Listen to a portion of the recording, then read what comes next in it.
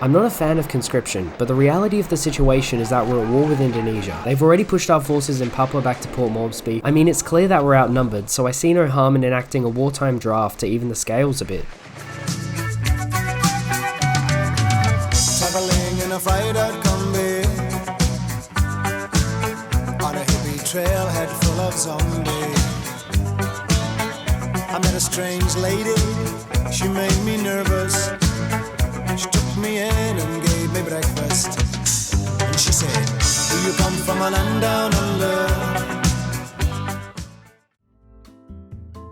In 2000, Australia was riding high. The success of the Sydney Olympics gave Australia the spotlight at the start of the new millennium, with many calling Sydney 2000 one of the most successful events on the world stage. On top of that, the end of the Cold War saw Australia pursue a more open foreign policy, with Parliament particularly interested in building strong economic relations with emerging markets like China and the Arabian States. Overall, the success of the Olympics as well as strong economic growth had given Australia a sense of optimism for the new millennium, but unfortunately, this optimism wouldn't be shared by the government. The USS Cole bombing, the war in Chechnya, and the escalation of the Aceh insurgency in neighboring Indonesia led to security concerns regarding the remarkably small military spending the government had adopted since the end of the Cold War. But the government was quick to respond to these concerns, saying that despite low funding, the military was still an effective fighting force. While many military officials disagreed with the government's statement, with the Department of Defense citing further investment needed in the Air Force and in the Navy to maintain full operational capacity, the government largely ignored this assessment, instead choosing to increase healthcare and education spending. Australia would kick off 2001 with joy as the country celebrated the centenary of the Federation. On top of this, the Australian government would also sign trade agreements and mutual investment treaties with Saudi Arabia and Thailand, boosting Australia's economic growth and furthering their foreign policy goals. However, with armed resistance movements popping up in the Indonesian territories of Sulawesi and West Papua, and with the insurgency in Aceh turning into a full-scale war, there were concerns in the Department of Defense that the government's small military spending, despite Australia's economic growth, would lead to the ADF becoming weak and neglected like the Argentine military. Luckily for the ADF, thanks to 9/11 and the start of the War on Terror, Canberra authorized an increase in military spending. While the extra funding was very much appreciated, the ADF found that it wouldn't be enough for the massive military expansion program they'd imagined. So the ADF decided to prioritize quality over quantity. To start off, the Ministry of Defense managed to secure a deal with the US that let Australia locally produce military equipment. This gave Australia a huge edge over their potential enemies, but as the Iraqis had shown during the Gulf War, good equipment can only get you so far. So on top of investing into better training for their soldiers, the Australians took advantage of Timor-Leste's declaration of independence by covertly sending them advisors and peacekeepers. In response to the crisis in East Timor, the Indonesian government decided that it wasn't worth it to fight a guerrilla war on the island, so instead they started bombing the island indiscriminately. And to prevent any uprisings from starting in Sulawesi or West Papua, the Indonesian army started to deploy troops on the islands in order to quell any potential rebellions. This sudden deployment of troops in West Papua made Papua New Guinea very nervous due to the fact that their military was laughably weak compared to the Indonesians. So fearing a potential Indonesian invasion, Papua New Guinea willingly became an Australian protectorate in October of 2002. By 2004, tensions were steadily rising between Australia and Indonesia. Australia's small military expansion program had prompted Indonesia to start its own military expansion program out of fear over potential Australian intervention if uprisings started in Sulawesi or West Papua. Furthermore, Australia's signing of a mutual defense treaty with Singapore on top of their continued support of Timor-Leste only served to further deteriorate relations between the two regional powers. The Australians knew that they couldn't win an arms race against Indonesia. Indonesia had a bigger economy than Australia, and they also had an astronomically larger population than Australia, which meant that in the case of war between the two countries, Indonesia could realistically buy more weapons and field a larger army than the Australians. To help bridge the gap between the two nations' military capabilities, the Australian government granted the military a larger budget, and they also enacted a partial draft to ease manpower shortages in the military. With the end of the Aceh War in 2005, the Australians hoped that relations with Indonesia would start to normalize, but unfortunately they continued to worsen. The Oceanian arms race had reached a new peak, with the Indonesian military signing massive arms deals with China and South Korea, while the Indonesian government started calling for Australia's withdrawal from Papua New Guinea. In retaliation, the Australian government officially recognized Timor-Leste as an independent country, and they also announced plans to fully annex and integrate Papua New Guinea by 2008. Needless to say, these moves by the Australian government only served to heighten tensions between Australia and Indonesia, and while both nations managed to avoid outright declaring war on each other for the next 3 years, the state of relative peace the two powers found themselves in was nothing if not uneasy. By the end of 2005, both nations had embargoed each other, and by the start of 2006, Indonesia had begun a blockade of Timor-Leste that led to routine confrontations between the Australian and Indonesian navies. 2007 saw further escalations in the form of aerial skirmishes and border clashes in Papua that resulted in hundreds of casualties by December of that year. And in 2008, tensions reached an all-time high when Australia announced their plans to hold a referendum in Papua New Guinea to let the nation choose if it wanted to maintain its status as a protectorate or if it wanted to become part of Australia. Angered by this development, the Indonesian government threatened the Australians with war if they went through with the referendum. But by this point, the Australian government was pretty desensitized to the Indonesian government's threats, so they went ahead with the Papuan referendum in March of 2008, which ended up backfiring horribly when the Indonesian government went through with its threats and declared war on Australia after Papua New Guinea voted in favor of joining the Commonwealth.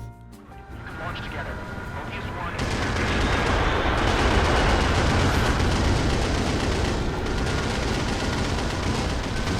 To put it lightly, at the start of the war, the Australians were eating shit. The Indonesians had caught them off guard, and in the span of a week, the Indonesian army had managed to push the Australians back to Port Moresby. Meanwhile, at sea, due to the fact that the Australian fleet had been stationed in Perth, the Indonesian Navy had managed to completely blockade the Torres Strait and the Coral Sea, while the Indonesian Air Force managed to get complete air supremacy over Papua. The Australians quickly realized that while their military had more advanced and overall better equipment than the Indonesians, the Indonesian military was exponentially larger than theirs, which meant that Australia's technological advantage was essentially worthless. On top of this, the Indonesian blockade made it impossible to resupply or reinforce their troops in Port Moresby, which meant that more than 30,000 Australian soldiers were essentially trapped in Papua with no way to get out. Seeing the dire situation they were in, the Australian government considered simply surrendering to Indonesia before their forces in Port Moresby were completely wiped out. But luckily, the Ministry of Defense had one last trick up their sleeve, a last-ditch plan that they hoped would end the war: Operasi Billabong. Operation Billabong was a fairly simple plan. Using Timor as a staging ground, the Australian Army and Navy would launch a naval invasion of Jakarta, while the Australian Air Force started launching airstrikes against Indonesian forces in Papua to relieve Australian forces in Port Moresby. Well, basically everyone in the Australian government saw this plan as being excessively risky and borderline suicidal. No one had any better ideas, so the Ministry of Defense launched Operation Billabong on March 10th, 2008.